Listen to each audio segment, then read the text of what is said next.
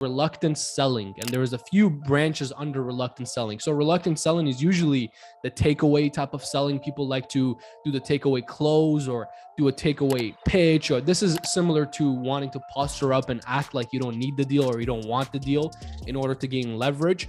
But this can easily backfire as well. There's a lot of sales professionals that do this who don't have the skills to actually manage that scenario. So when they try to do a takeaway and then the prospect says, all right, then no problem. If this is the only thing you can do, then we won't do a deal today. Then they backtrack. And now when you're backtracking, you've already lost, and most likely you won't close that deal. I would bet most of the time in that scenario, you won't close the deal if you're backtracking after a takeaway.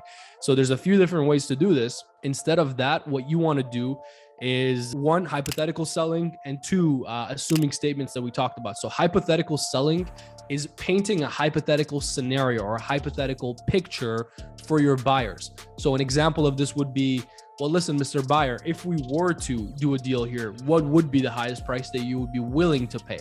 Now you're painting a hypothetical scenario. When you're in these deadlocks or impasses in a negotiation, a lot of times you can use these two strategies, hypothetical scenarios and assuming statements, to get yourself out of those scenarios as opposed to doing the takeaway, right? So one thing would be hypothetical selling, painting a hypothetical scenario, because a lot of times people will commit in hypothetical scenarios, but they won't commit in reality.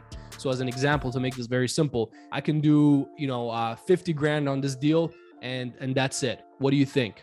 Or what are you willing to do between 50 and 75 grand? You would say nothing. I'm not willing to do the deal at all. But I'd say, if I had said, if I were to do 50 to 75 grand and see what I can do for you there in the middle, what would you be willing to do? Because it's hypothetical, you would think to yourself, well, if you were to do that, I would probably be willing to do this, right? The hypothetical scenario opens the door for your prospect to at least entertain the idea of buying from you. And that's one step closer to the deal, right? That's a big point I want to sink in there.